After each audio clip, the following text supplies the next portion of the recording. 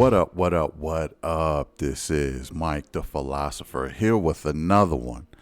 Now, I'm just on this day minding my own business, just strolling on TikTok, seeing what's out there.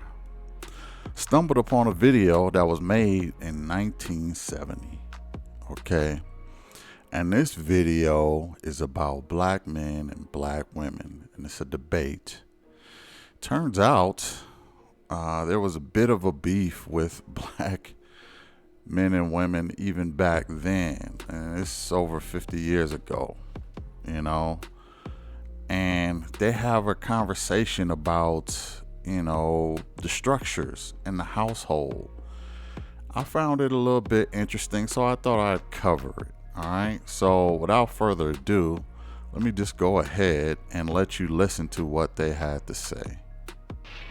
I think that what's happening in America as far as black men, black women is concerned is that there's a revolution within a revolution.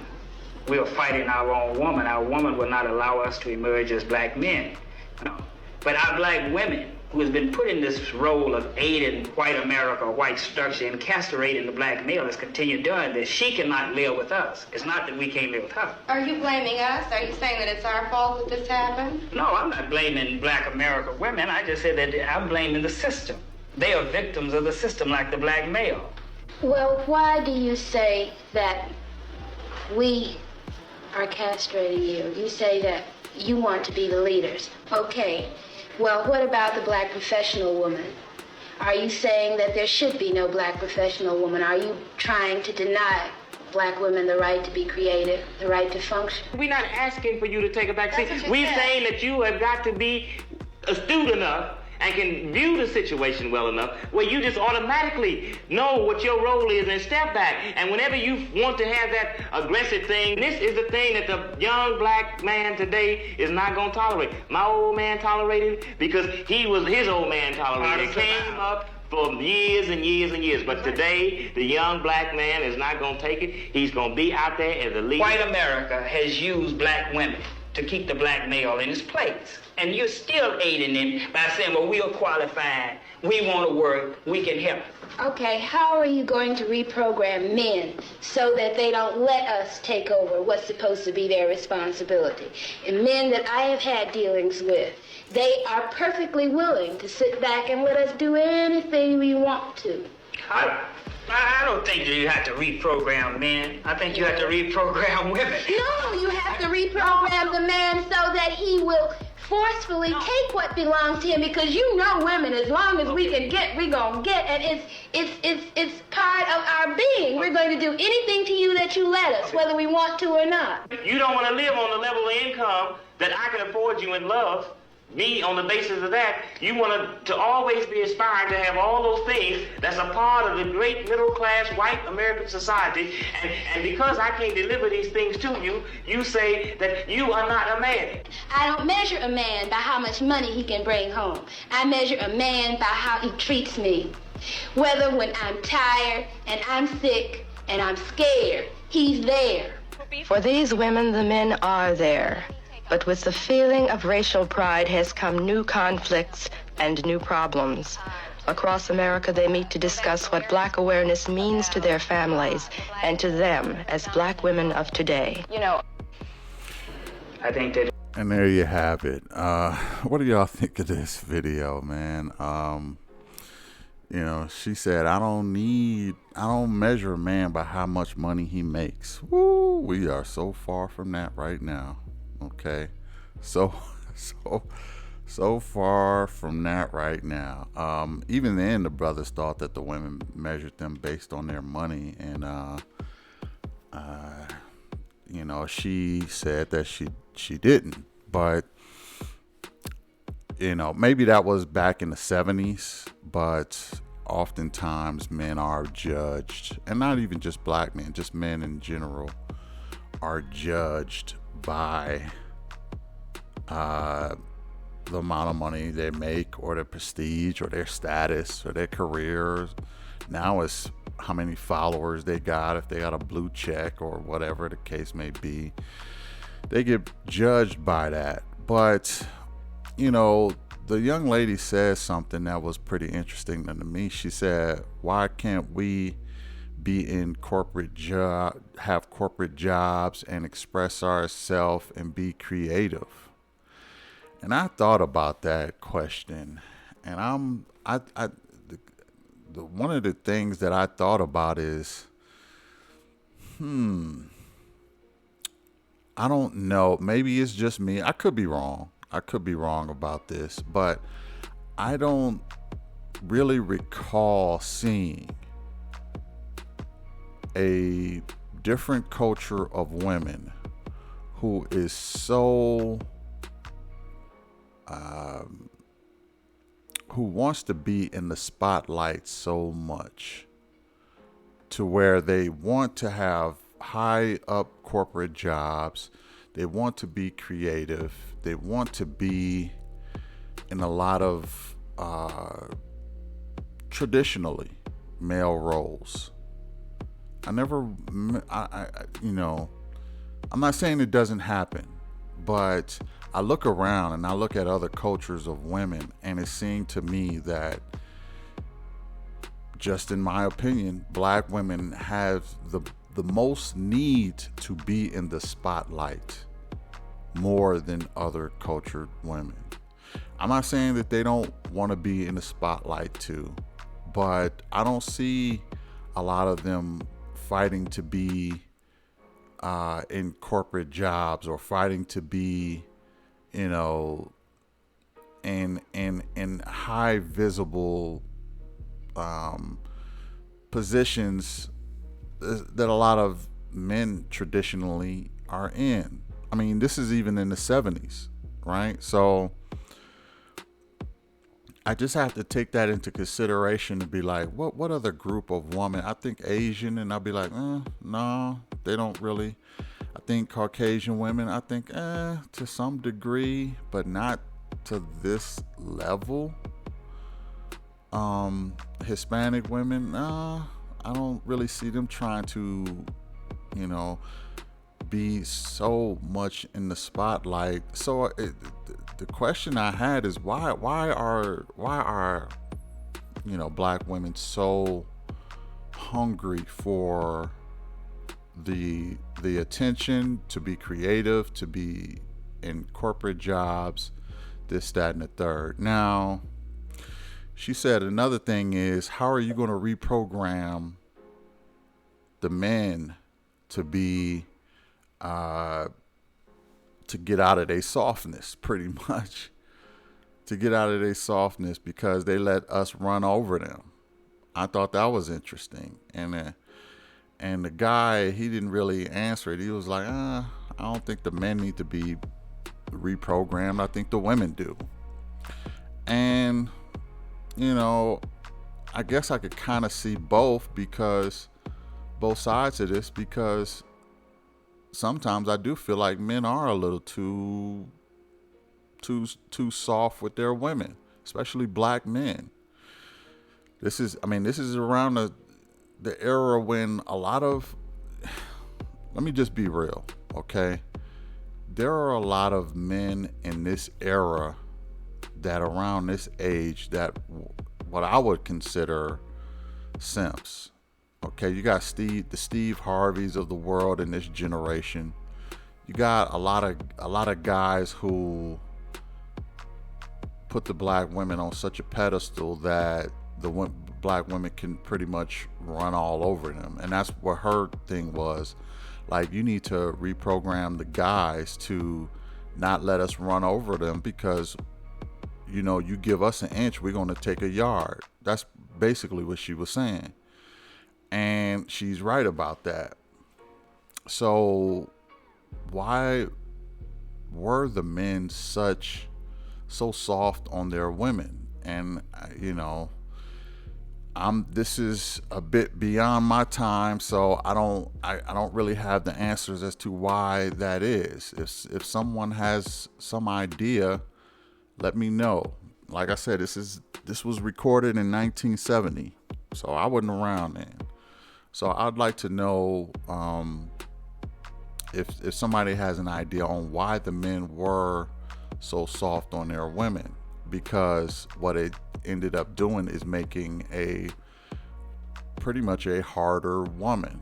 Like they say, if you know, just a comparison, just for context, not to be, you know, insulting or anything, so everybody relax.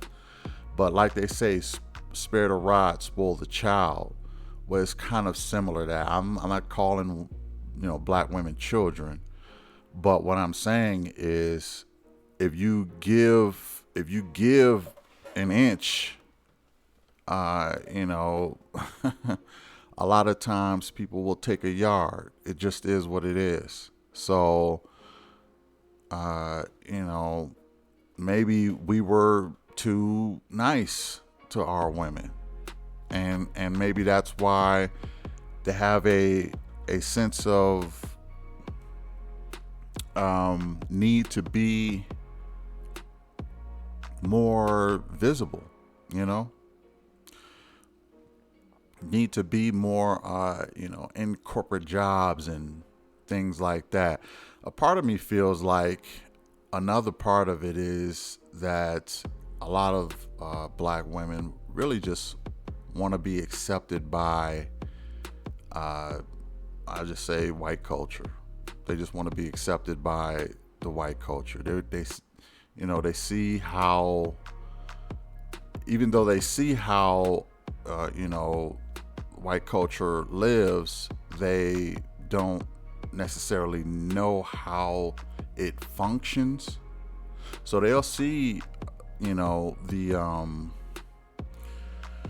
they'll see the white family who will drive off in the Benz, and the wife looks nice, the husband looks put together, they got 2 children, a picket fence, and, you know, Mercedes Benz, and, you know, a good living. And, you know, the Ward and June Cleaver lifestyle, and they say, I want that, but they don't necessarily know how they got there.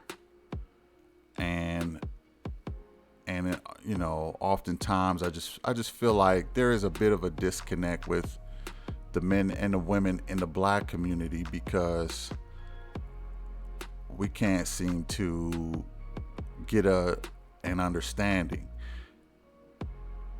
Here's the reason why I think that, in my opinion, white society is more successful with this, is because their roles are much clearer to each other. The man role is much clearer. The woman role is much clearer. Okay? A doctor needs a nurse. Okay? It's not going to work if everybody think that they're a doctor. Then who's going to do the nurse work? You understand? It's the same thing in the black household. It's like, okay, I'm trying to be a doctor, you're trying to be a doctor, but we need a nurse.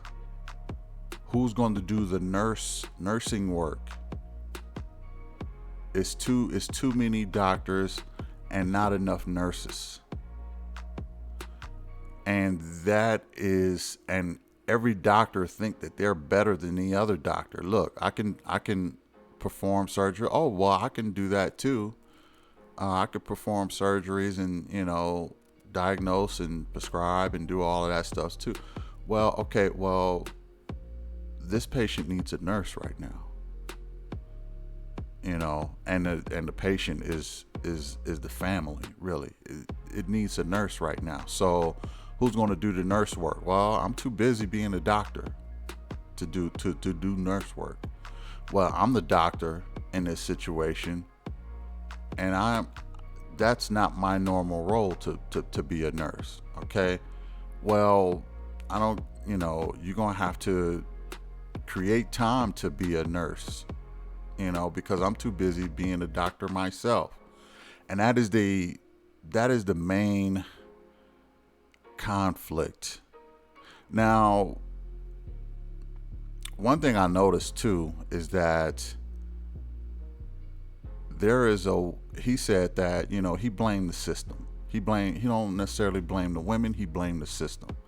And I would say I understand that too, because one thing I know is that, the government or powers that be know how to create divide. And they know how to create dependency. Okay? They're very good at creating divide and create dependency. There is a drug that everybody on this planet is addicted to. It's the most powerful drug on the planet, bar none. That drug is money. Okay? Why do some countries give other countries, relief? Or why do they give them, stimulus or whatever the case may be? It's because they want to keep them hooked on their drug. And their drug is money. How can I be assured you're going to be loyal to me, do what I say, and move how I need you to move? I'm going to do it money. And I think the country has done that with the black woman. They gave her money. And when they gave her money, they give her opportunities too. And they give her education. Whatever they got to do to get her into the workforce, because they realize that education is a recipe for disaster for families. Educating women is a recipe for disaster in families, not so much the men. And this is not my opinion. This is just statistically, you can look this up. Women who are the higher they are educated, the least likely they are to marry. That's not my opinion. That's just a statistical fact. And they realize this. So what do? They try to push black women into education. They try to push black women into entrepreneurship. We'll give you money. They gave them, welfare for those in that class. They gave them education for those who are smart enough in that class. They gave them entrepreneurship and business loans for women who are smart enough in that class. They'll continue to safety net and help you out in order to keep you divided within your home. Because if you're divided in your home, we don't have to worry about uprisings, because you're not going to be the nurse to your man, to your doctor. You're going to always forever be your own doctor, and we can control you as a doctor. But if you have a doctor-nurse relationship at your home, you can get a lot more done. And that's what we can't afford. So we'll give you some money. We'll give you some education. We'll give you some opportunities to create a divide. I truly do think that a lot of black women are being used in this society and don't realize it. But it's hard to argue with what they receive. They receive something that they're not going to receive from their men. And that's where the men need to not only, pick up the pieces and get better at, but the men, but here's the thing, they never will. They never will in this country, because this country, number one on their agenda is not for the black family to advance, especially the black man. Okay, the black men in this country are bottom of the totem pole as far as opportunities go. And the black women are getting help, getting safety nets, going to school, getting business loans, getting entrepreneurship. And so she's looking at her man like, well, why can't you do it? And the man are saying, I can't do it because I'm not getting saved like you are. You know, I'm not getting the same opportunities you are. You don't understand my plight. It's not, no one cares about what I go through. No one cares about how I end up. That, you know, there are no F's given with me. I'm here to be a workhorse for someone else. That's my designation as far as this country is concerned. So, you know, it was a interesting video, interesting debate between the men and the women. And like I said before, she said, I don't look at you as how much money you make. I look at you as how you take care of me and stuff. Well, that ain't even true anymore.